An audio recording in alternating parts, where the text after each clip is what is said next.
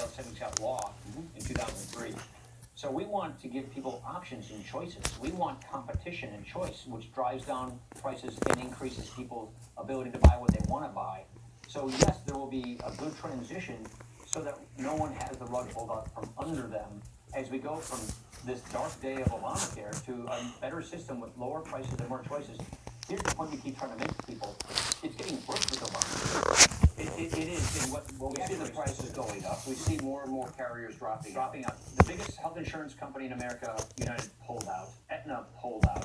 Double-digit premium increases. They're making the deductibles so high, it's not even like you have insurance in the first place.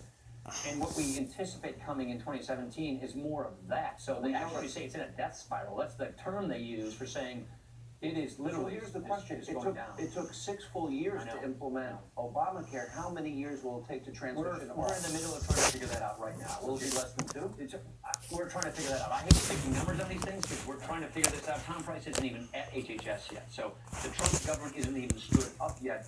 So those people who will be integral in making sure this work will be successful aren't even in those positions yet. That's why what we want to do is bring relief immediately. We're going to work on our repeal legislation immediately. And then we have to make sure that there's that good transition period so that people don't have the rug pulled out from under them. And then we can bring relief as quickly as possible.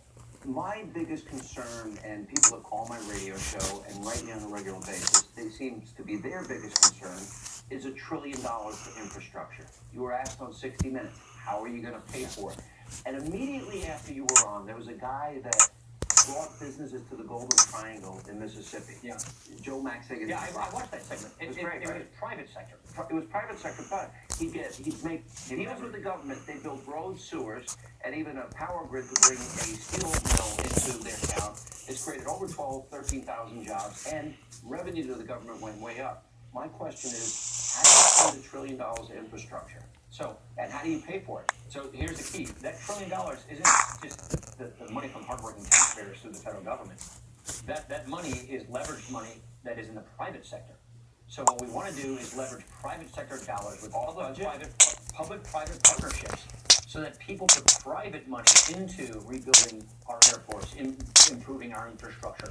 There are a lot of innovative ideas out there. It's not $1 trillion government. It's not Washington spending $1 trillion. How much will Washington spend? That's something we're also going to be figuring out and negotiating as we go.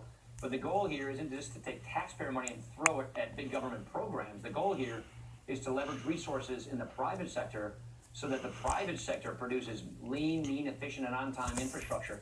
Look, if you take $1 of infrastructure spending and spend it through the Washington system, cents on the dollar goes to the actual road to making the improvement. We have to clean up that mess, by the way, which this administration, the Obama administration, has made worse.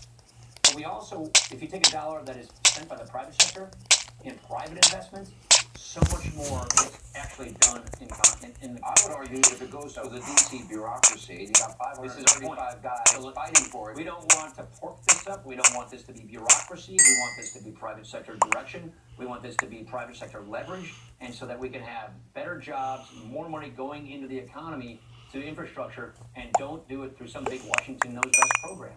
Why do I believe that America more than ever, especially I would argue that OPEC, Saudi Arabia, the Middle East, purposely manipulated the price of energy to drive out of business some of these fracking companies and others. How quickly will you put on the agenda America, energy independence? How fast? Day one. This is what we're working with the transition team.